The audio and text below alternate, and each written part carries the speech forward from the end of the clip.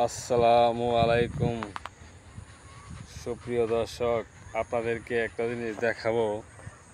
আমাদের এখানে ইট ভাটার ধোঁয়ায় দেখেন ধানের জমির কি অবস্থা হয়েছে।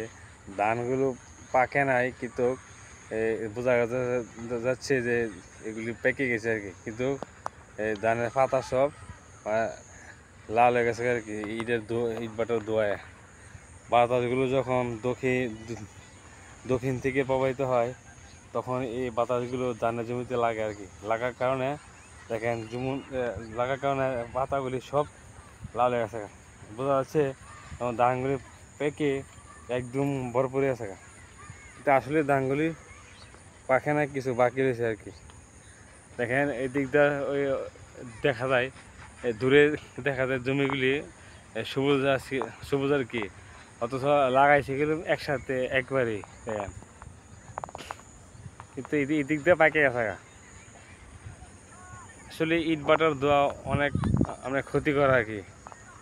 এই ধোঁয়া যেখানে পরে সেই জায়গা শুনতে আপনার মানে ফুরিয়ে থাকা আর কি। এটা একটা 29 ধানের জমি।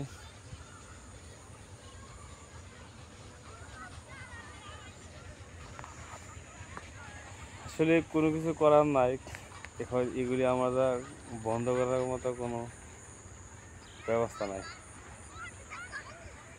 আমাদের অঞ্চলে অনেক অনেক ক্ষতি হইতেছে ফসলাদের এই ইট ভাটার কারণে।